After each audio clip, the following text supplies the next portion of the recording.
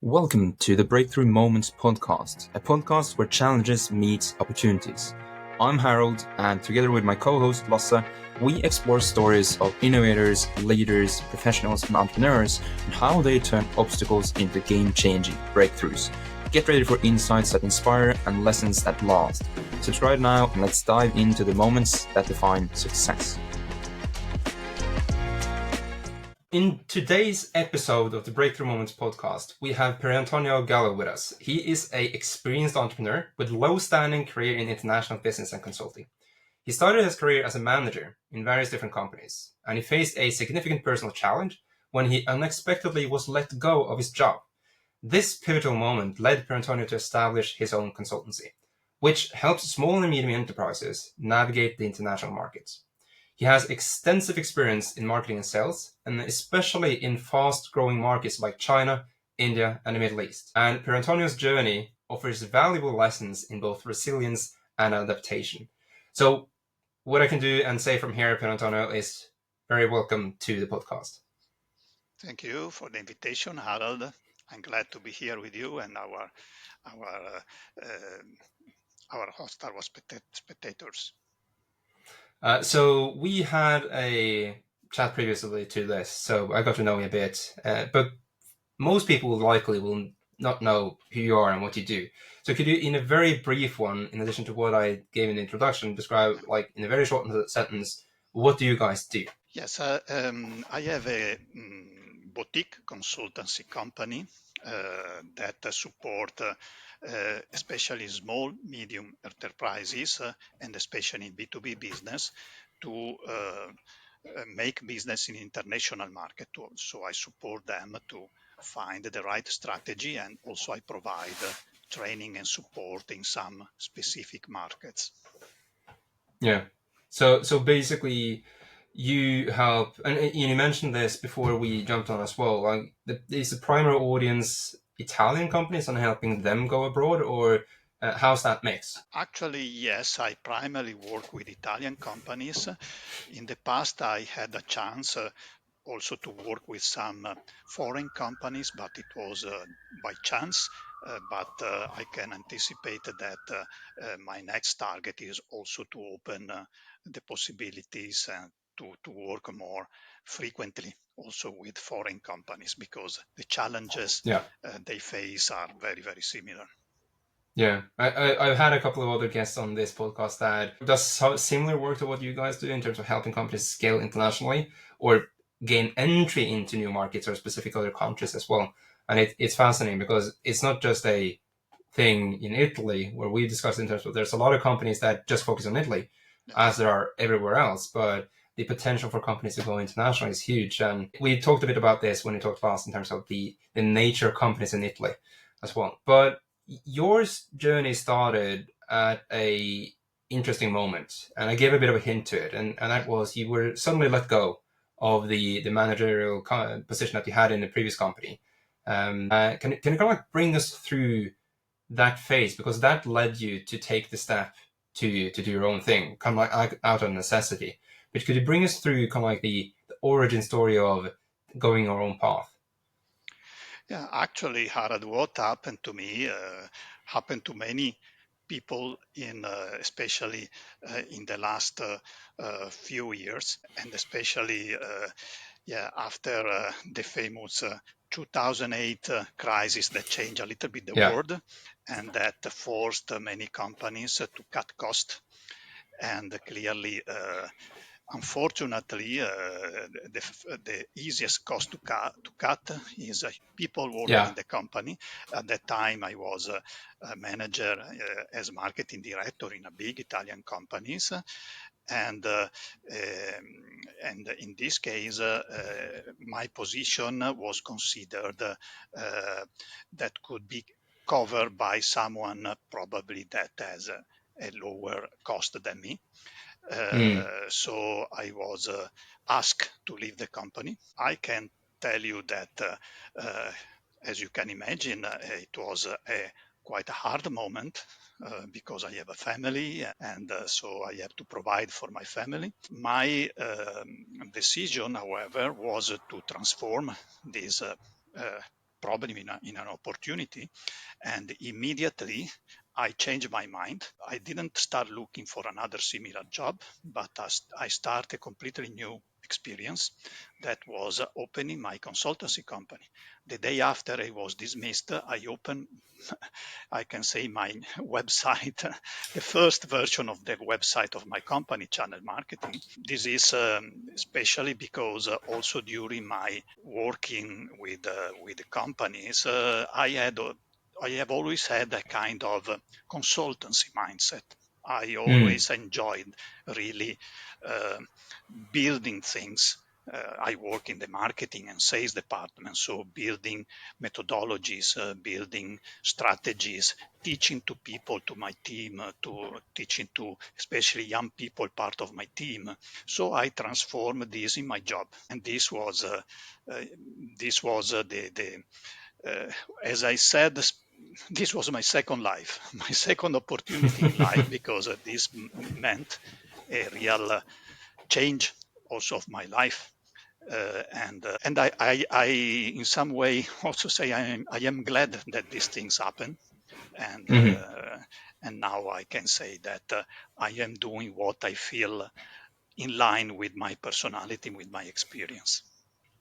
Yeah, it's interesting because I've had I can't recall who first told me about this or put this into phrase, and that is, if you have the entrepreneurial gene, it's a part of the soul. It's a part of who you are, Yes, and once you then find that path, it's like there's no going back.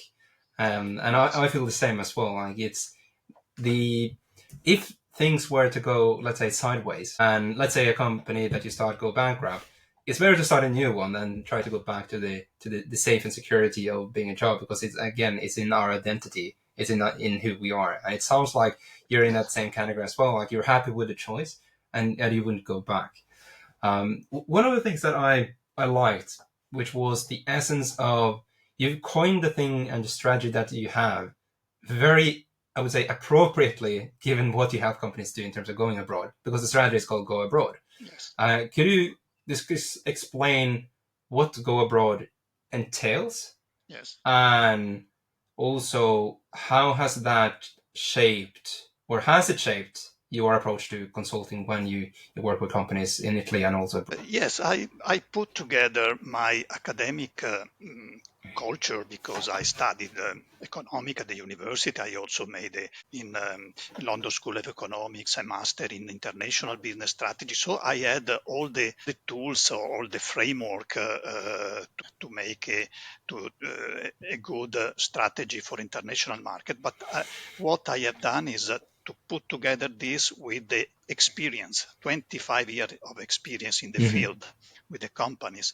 So what I try to do, and I hope I have been able to, is to take strategic and theoretical frameworks and a concept and to transfer them to the reality, especially of small, medium enterprises. So how Mm-hmm. to use these tools, how to put them in practice in their day by Yeah. day life.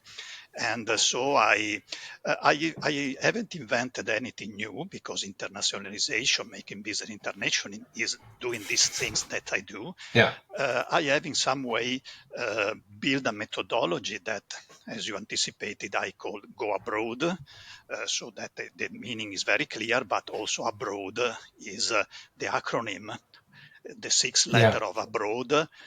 I use them for the six phases of my internationalization methodology.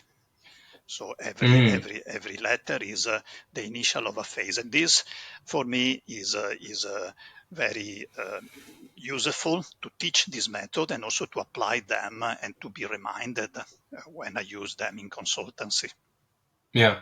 So you just put together things that already exist in a new way that then neatly fit into the essence of what you do in terms of going abroad and making things international.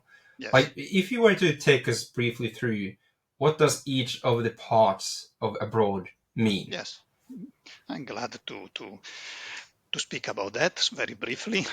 So the first A of abroad is assess your company organization. So first phase of internationalization is before going abroad, before going out, look at your inside, at your organization, and find which are the possible problem, the weaknesses you can find, and start planning action to improve these weaknesses. Yeah. The second phase, the B of abroad, is build market knowledge. So I have look inside myself. Now I look the world, but you have to look the world as a company in a structured way. Yeah. Today there are so many information, so many data that you can be overloaded, and so it is very, very useful. It's very important to select which information you need, to collect them properly, and to elaborate them properly. So in other words, to build a marketing information system. The third phase of abroad is rank priority markets. So use all this information to take your first decision. So which are the markets in the world? There are more than 200 countries. You cannot go everywhere, especially because resources are limited for small companies. You have to choose some of them, few of them, and to choose you have to make a kind of ranking. And in this phase, using the right information and a specific methodology, you can be able to make an objective choice, not based only on guessing or experience, but on data and on information. Fourth phase of abroad is the O, so opt for an entry strategy. So once you have chosen your target countries, your target market, you have also to choose in which kind of strategy you want to adopt to enter or to develop in these countries. And there are different, I don't go now deeper in this, but different development strategies. Then the A, second A of abroad is arrange a business plan. So all these things should be not left in the company in different places, in different people, but put together in a plan, in a document that could be the leading guide of all the strategy and also all the action that the company has to undertake. This involve many discussion in the company involving people of different functions. So it's a very important moment because this making of a business plan create commitment, create the team. And the last phase, the D, is the developing of distribution network, because most of companies go in foreign markets through partners, through distributors, importers. So it's very important to be able to look for these distributors, to develop them, to make them a network. And this is the last part of the methodology.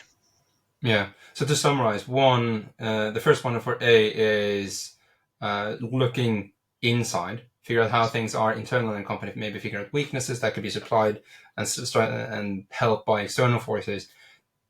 The B is looking at other markets, so mapping the different other ones. The R, so the third letter is rank them. Then it is opting for a strategy, arranging a business plan, and then develop the distribution network so that you can gain access to that network or that market in general. You are promoted. Good. Then it makes sense, and it makes it, how should I put it? It makes it very simple.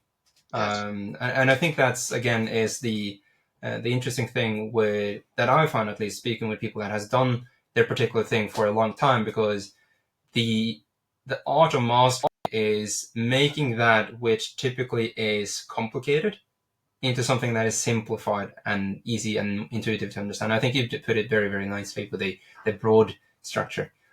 Thank you. Actually, this clarify the strategy. Then inside this methodology, there are a lot of tools. I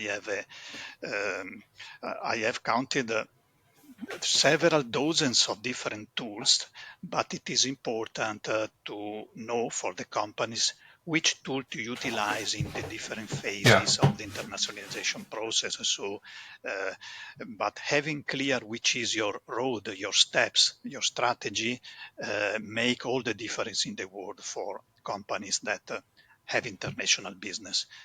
Yeah. Not opportunistic approach to international market, but a very structured approach. Yeah. One of the things that I found to be interesting is that one of the, let's say, the areas where you help companies gain access to are, well, I would say the three big ones currently that are up and coming. You have China, you have India, and you have the Middle East. Yes. Like, what are the common issues and challenges that companies face when they try to, let's say, gain access to these three very different markets from, let's say, the European and the American markets? I can say there is a methodology challenge that is what we have just discussed. So to go in this Yeah. market, usually at least Italian companies, what usually do or have done in the past, look for an exhibition, participate of this exhibition without any preliminary research and without preparation. And so most of Mm. the time is a loss of money and also sometimes taking some risk when you meet other possible customers that are not good for your company. So Mm. one challenge is make the right step and have the patience to do that steps, because you cannot Yeah. have results immediately. You have to be committed and making the right steps and invest in market analysis, customer analysis, competitor analysis, channel analysis before this uh, cost much less than participating to an exhibition, but preserve you of this risk and can Yeah. give you the opportunity to develop a strategy. And the second challenge, specifically in these three markets that culturally are far from Europe, are really the cultural challenges that mean language. They speak different languages. They have different approaches to negotiation, different way of interpreting the life. So you cannot go in this market without somebody that know very well the culture and Yeah. if possible that live in the market and is one Chinese in China, Indian in India, or Middle East person. And Yeah. this is the model I have adopted with my company. Yeah. Yeah. I've heard several people talk about the same thing. In fact, that you have to have that specific understanding of the culture and how the market in that particular location works. Because, like, if I, as a, let's say, a Norwegian, were to go to China with the culture of how to do business in Norway and in Northern Europe, for example, it wouldn't work. Yeah. There's a completely different type of business practice in terms of culture, especially if you also go to India, for example, Yes. and the Middle East, where it's so much more reliant Yes. on relationships than the transactional part. It's Yeah. super crucial to do that. But is that something that has been intentional from the beginning, or is it something that has come as a result of your experience working internationally from earlier, and then brought that into how you do business now when you use to abroad and work with companies?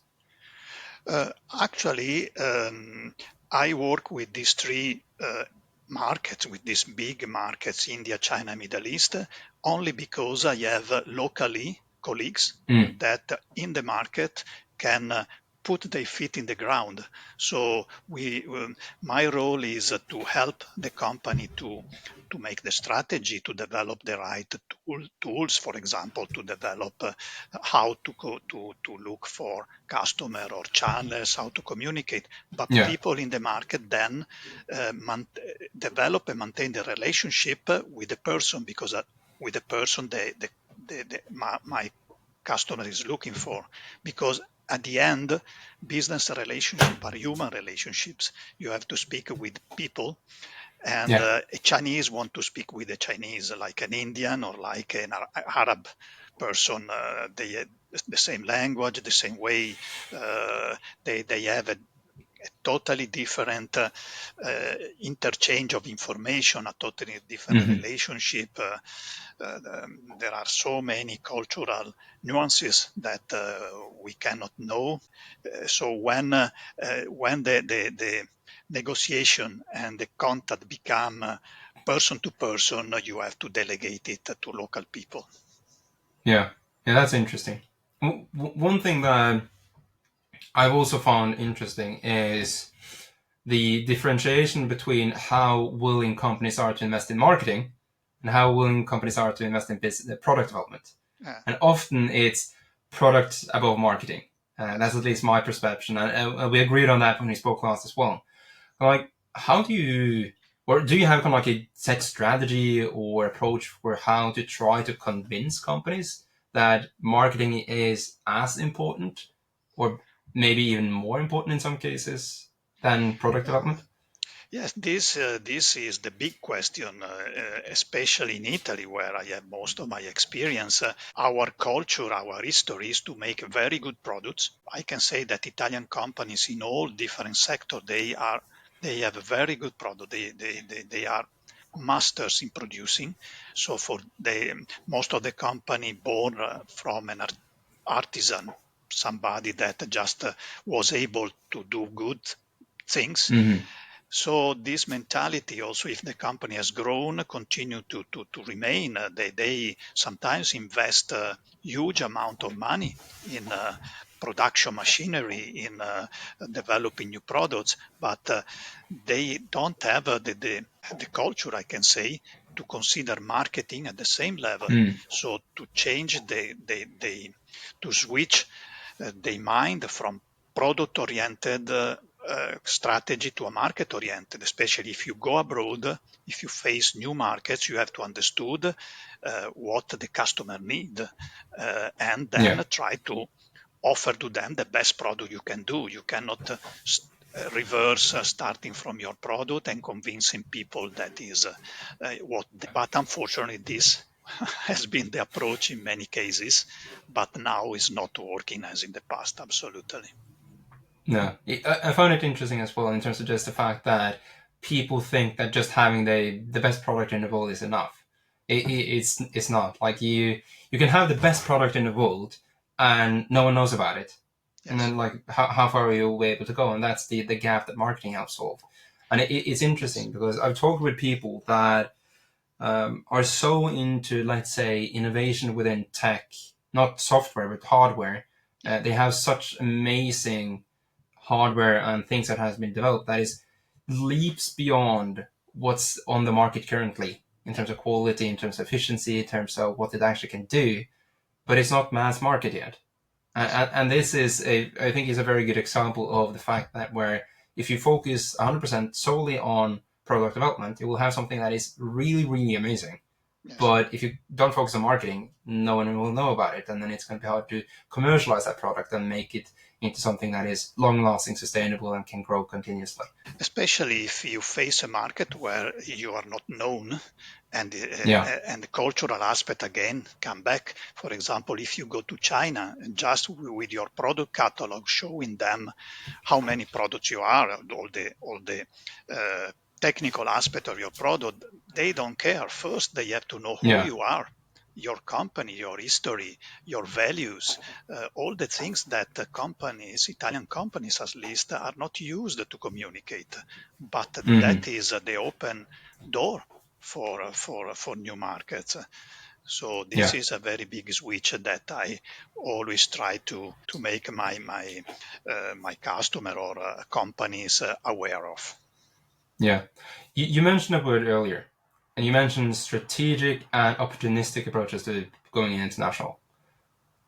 What is the difference? The difference is, I I can say like you play in the stocks exchange. With a Hmm. strategic approach, you could be much more able to manage opportunities and risk if you have Yeah. chosen the right market, and it should be a balance between high developing but risky markets and more mature markets.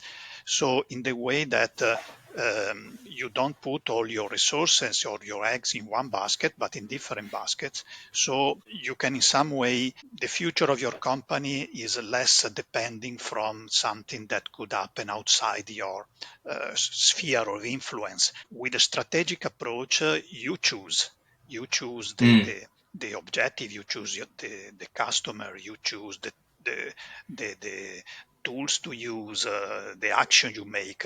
With an opportunistic approach, others choose. And when Mm. others means people that you as a company, most of the time meet for chance at an exhibition or in some other cases. Chance is very few time give you the best opportunities if you are not a very Yeah. lucky man. So strategy means became owner in some way of your Yeah. destiny. So the strategic is where you where let me do the other way around. Is so I understood it correctly. So the opportunistic approach to go international scaling is chasing the shiny object. Like Yeah. you are presented by an opportunity. Oh, that's amazing. Let's go with it. Yes. But the strategic is more like that's an opportunity. There's also an opportunity over here and also over here. Let's think about them more structured. Yes. What makes sense? Create the plan, and basically use the broad structure that you have, and then make an educated decision whether to pursue an opportunity Yes. than just headlessly chasing something shiny that were presented to you. Yes, this I think this is a good summary, but however, this doesn't mean that you don't pursue opportunities. When an opportunity Yeah. arises and is interesting, you catch it. And you can also change your plan if you have to do that for resources reason. But this is very different than to be led only by opportunities. Uh, Yeah. so, specifically coming back to the go abroad approach, it means you choose in which market you want to make business, you dedicate resources, you plan action in this market. If you are a company that you don't have business abroad or only small business at the beginning, it's better to choose few markets. I always say 3, 4, 5 maximum. That doesn't mean that you forget of the rest. You manage all the rest as an opportunities and you manage your strategic market strategically. Yeah. So it's more about let's not jump into the water without having thought about what the temperature could be like, Yeah, but think it yes, through and then jump in once you actually thought about it once or twice. absolutely. Yeah, yeah, that's interesting. And I think it makes a lot of sense as well because I think we live in a world where there's always opportunities. Like if you operate in one country solely, like you have 200 plus other countries you could go to. Of course, it would make sense to, like you mentioned when it went through the broad um, acronym, that you have to think it through.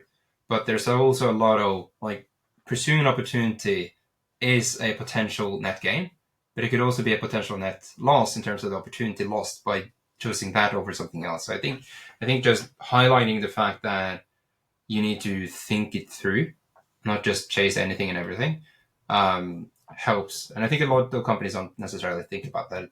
They see an opportunity, they just go with it. So I like the distinction that okay, you have to think through things strategically. That doesn't necessarily mean that you don't or you Yes. forget or neglect other opportunities. And I think that was a nice distinction.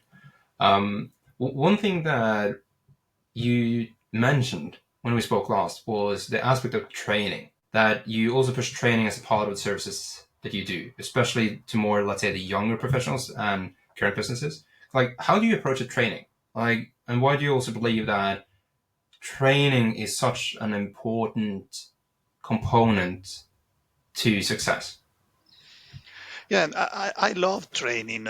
Besides my consultancy activity, I also have I am a professor in some schools for internationalization business because this maintain me in contact with young people and is always a positive thing to have feedback from Mm-hmm. young people.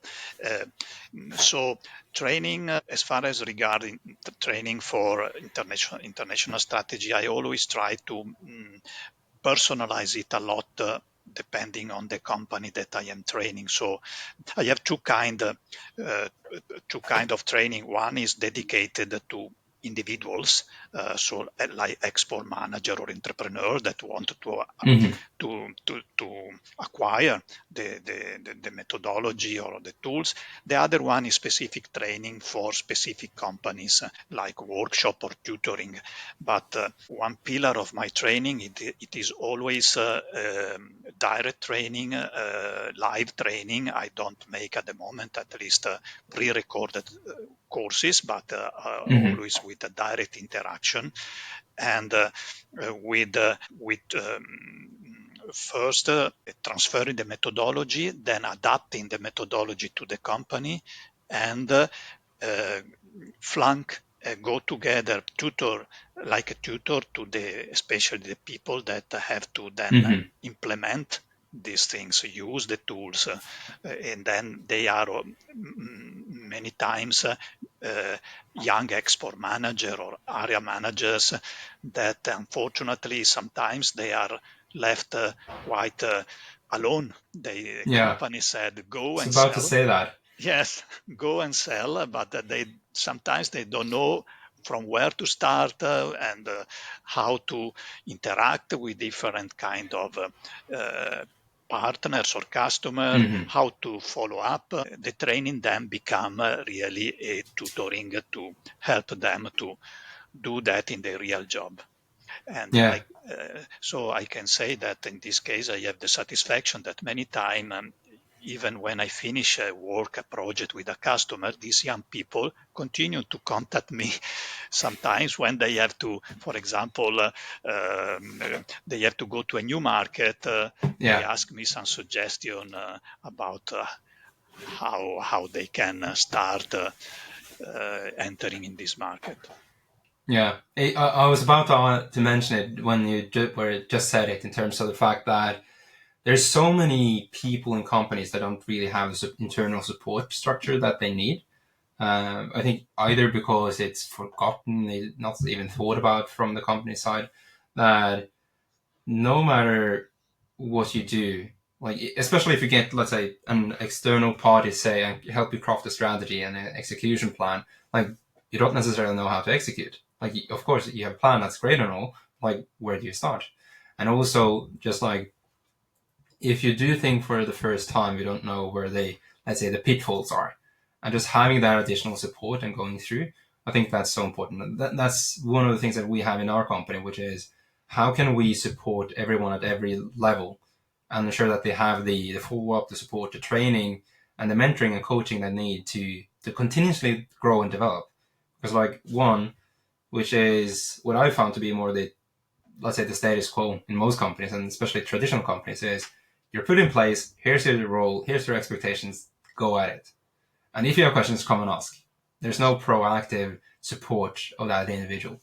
But whereas if you have the second scenario, which is, okay, you were just promoted to this role, here's let's say, a 6-month plan for coaching, for follow-up, for training, for supporting, for mentoring, all of these different things to even prepare you for that role. And after that, this is the continuous plan to ensure that you have the support and keep growing. Like in, let's say, 3 years, which of those employees will be the most valuable to the company? Of course, the one that is trained the most. So, like, why more companies don't do this? It keeps on, like, I'm speechless. Like, it would make so much financial sense just having a better employee. Yeah, at the end, this will give better return for the companies, because most of export manager, they deal with commercial partners, distributors, importers, retailers, and if they don't have the right tools to do this kind of job, at the end they finish to discuss two things: the product and the price. So, and in this discussion, usually the partner has the knife on the right side. So that means loss of margin for the company. And training in this case is based on all the things that means dealing with a partner, that is not only discussing trying to sell, but there is a lot of things to do, from the evaluation of the distributor to making a partnership with him. And once especially young people understand that, a new world open to them, and they say, okay, I can do my job in a different way, and in a way that is more profitable also for the company. So it's not only a benefit of the person, but benefit for the company.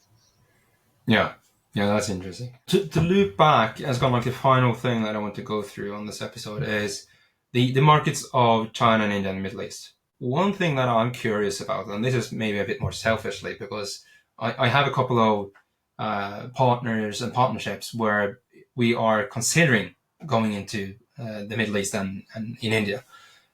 How, based on what you've seen, how have those markets changed in, let's say, the last five plus years?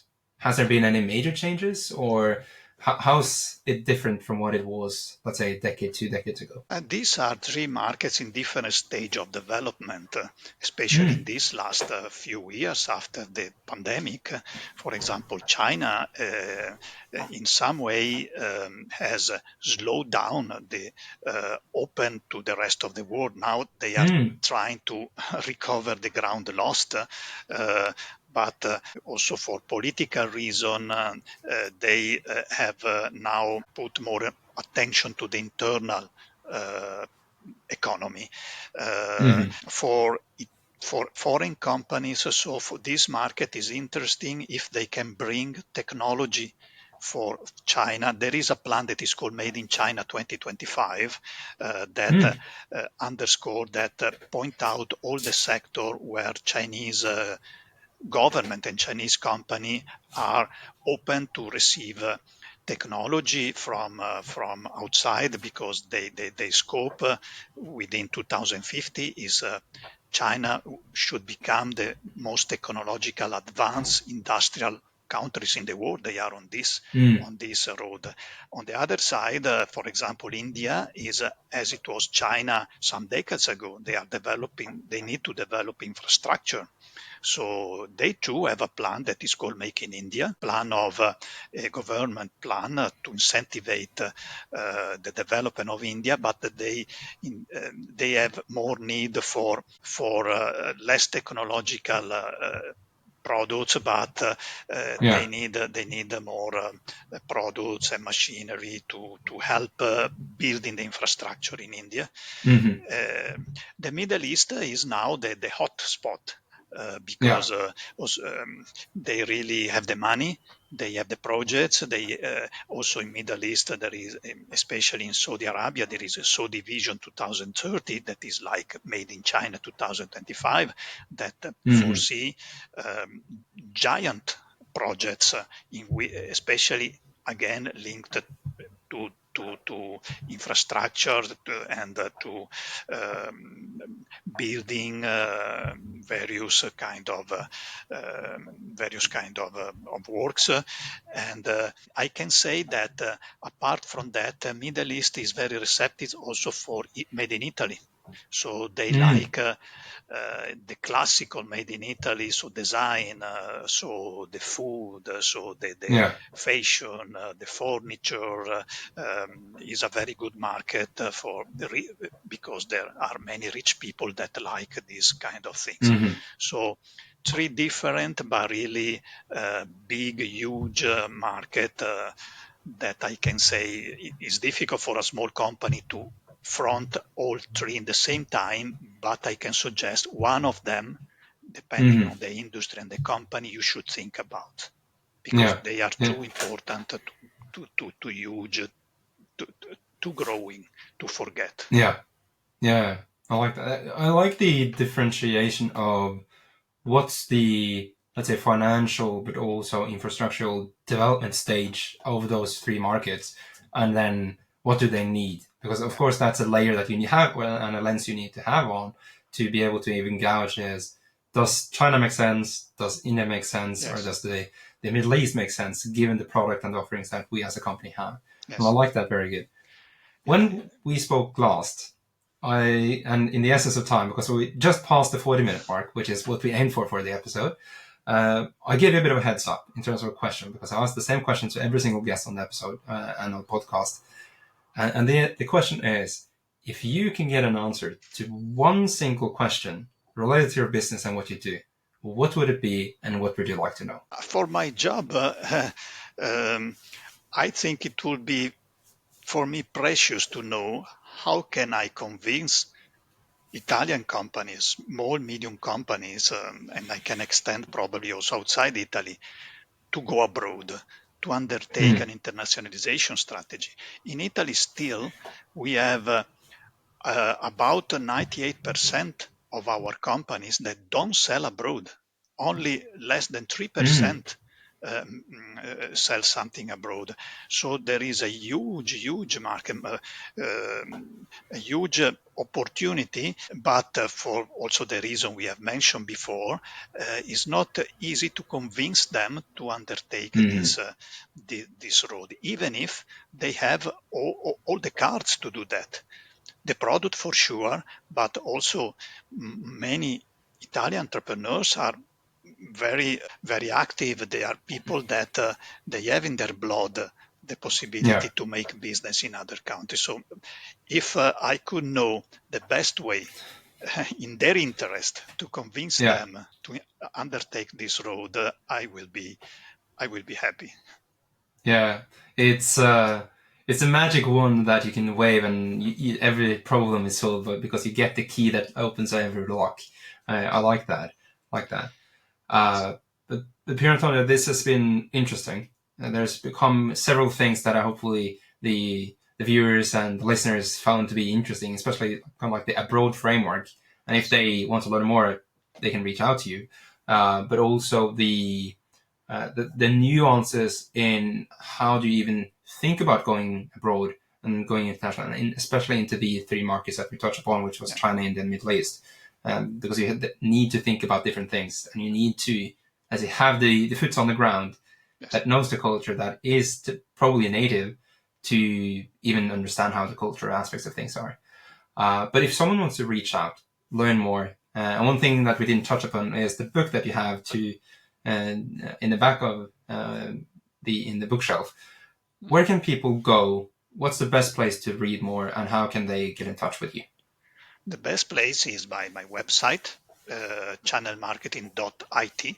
Then clearly they can find me on LinkedIn, Per Antonio Gallo. I am the only one with this name on LinkedIn, so they can easily find me here, or they can write directly to me to Pierantonio at pierantonio.gallo at channelmarketing.it. This is my email. So I will be glad to. If somebody want to reach me, I will be glad to answer to every kind of question. Perfect. So we're going to try to make sure that at least your LinkedIn URL and the website link is in the show notes, in the description on YouTube when we post it there, but also in Spotify when we have published it there. But Pierantonio, I've learned a lot, and it's been a pleasure to have you on the podcast. So thank you so much for taking the time. Thank you, Harald.